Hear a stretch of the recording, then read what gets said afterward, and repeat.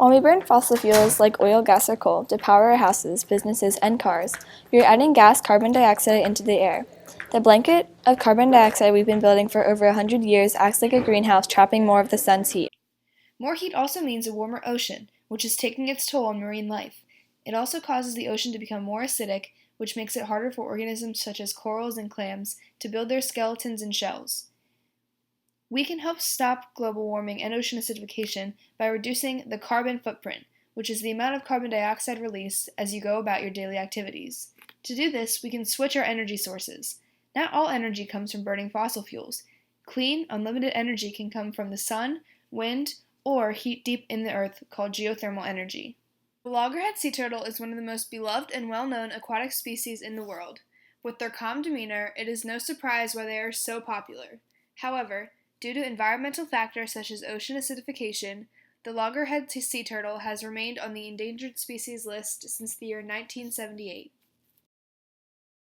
Loggerhead sea turtles are the most abundant turtle species in U.S. waters. The loggerhead sea turtles prefer to feed in coastal bays and estuaries, as well as in shallow water along the continental shelves of the Atlantic, Pacific, and Indian Oceans. In the eastern Pacific, loggerheads have been reported as far north as Alaska and as far south as Chile. And in the Atlantic, the loggerhead turtle's range extends from Newfoundland to as far south as Argentina. The diet of a loggerhead sea turtle is primarily carnivorous, as they feed mostly on shellfish that live on the bottom of the ocean. They eat horseshoe crabs, clams, mussels, jellyfish, as well as other invertebrates including plankton and sea plants. In the species food web, the loggerhead sea turtle is the secondary consumer. It is heterotrophic, so it obtains energy from eating other organisms, consisting of mostly shellfish and other sea plants. The primary consumers would consist of jellyfish, shrimp, and lobster. The secondary consumer is the loggerhead sea turtle. The tertiary consumer would be a large shark or other large predator, and the decomposer is the phytoplankton or sea plants. Both the internal and external morphological features on the loggerhead sea turtle are very interesting and unique to the species. Externally, the loggerhead sea turtle has a large head with heavy, strong jaws. Their shell is usually heart-shaped and bony without ridges and has large, rough, non-overlapping scales and is usually a reddish-orangish color. They have short and thick flippers, and their powerful jaw muscles help them to easily crush the shellfish that they eat. The loggerhead sea turtle also has both an internal and external skeleton. The external skeleton provides protection and support for the internal organs, while the internal skeleton provides an anchor for the turtle's muscles. The life cycle of a loggerhead sea turtle consists of 4 phases: hatching, growth and migration, mating, and nesting. When sea turtle eggs hatch, they all come to the surface together as a group at night, and they all head to the sea. They come to the surface in response to cooler temperatures of the sand. Hatching is the time that turtles are most vulnerable to predators, since they must travel to the beach on their own and they're more vulnerable to birds, crabs, and their other predators trying to eat them as they make their way to the sea. Once the turtles are in the ocean, the hatchlings drift to shelter into the ocean to the sargassum weed and other sea plants, where they can remain and grow for an unknown amount of time. After around 20 to 25 years, the few survivors will gather off the coast to mate and nest. When the water warms up in the spring, the loggerhead turtle males and females gather to mate. After courtship, the male turtle usually leaves the female turtle offshore until the fertile eggs develop. At night, female loggerheads come ashore to nest. It usually occurs from mid-May to mid-August. After the turtle selects her site, she digs a hole with her back flippers that can be around 18 inches deep.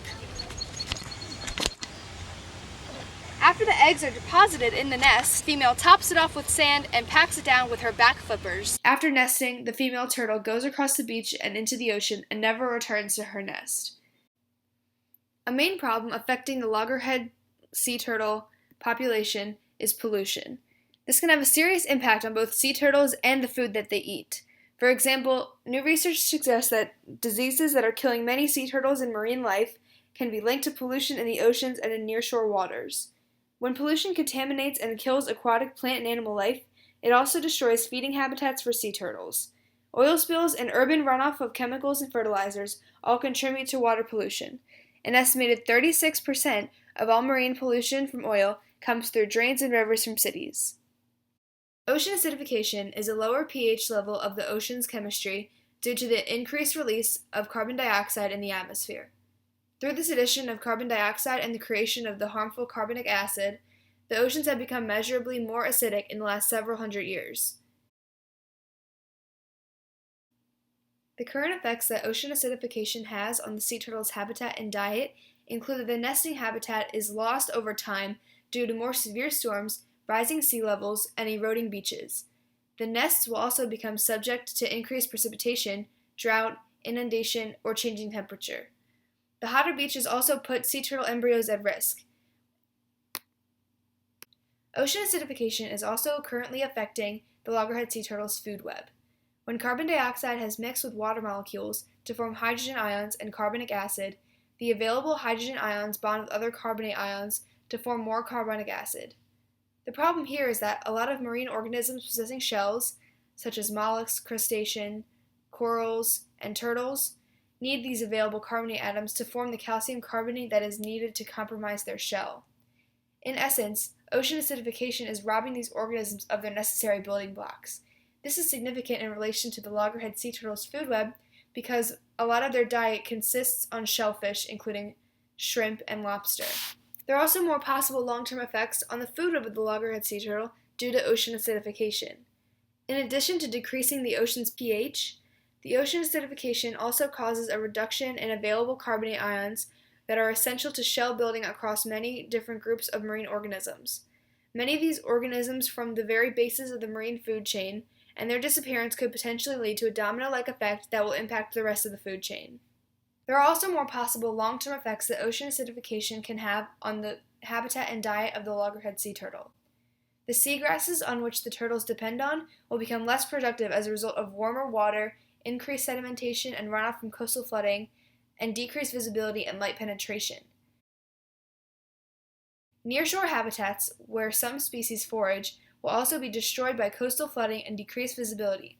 For prey such as crabs, which are dependent on their ability to make shells, acidification will have a marked effect. If only there was some way that ocean acidification could be stopped or prevented. Geothermal energy is your solution. Wait a second, what's geothermal energy? It's heat provided from the earth. Geothermal energy can be used to heat and cool a house and provide energy. The heating and cooling system is constructed with a system of pipes called a heat exchanger below the frost line. About 10 feet down, the earth maintains a stable temperature of an average 54 degrees. This can provide heat in the winter and cooling in the summer. The pipe should be filled with water and an anti-freeze solution.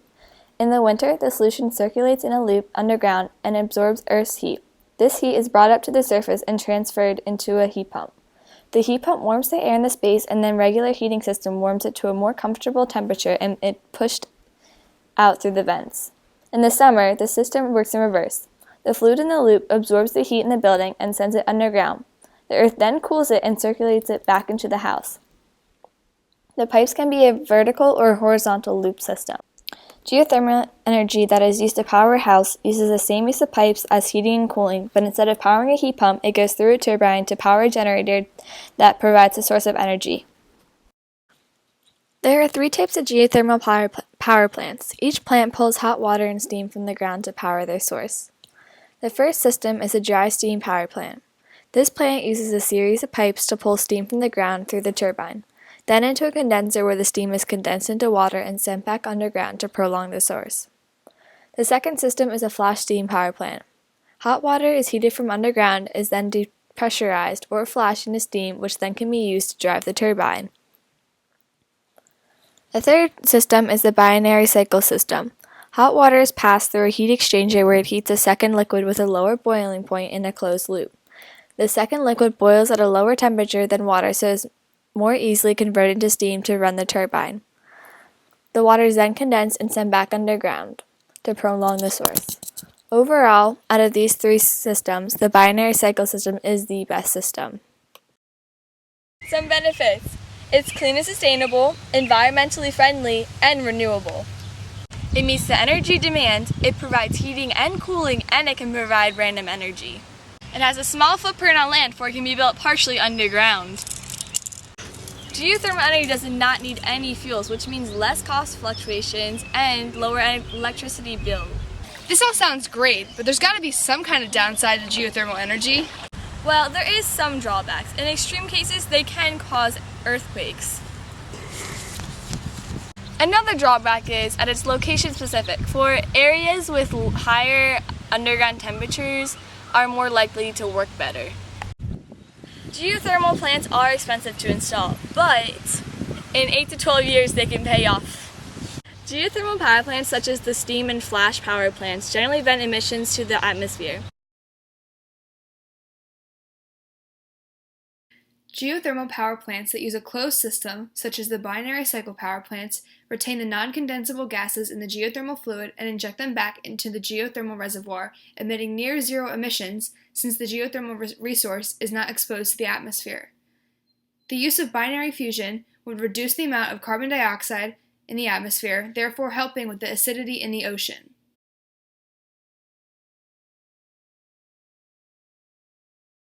Overall, geothermal energy is an effective form of energy because the most efficient gas furnace has an efficiency rate of 94%.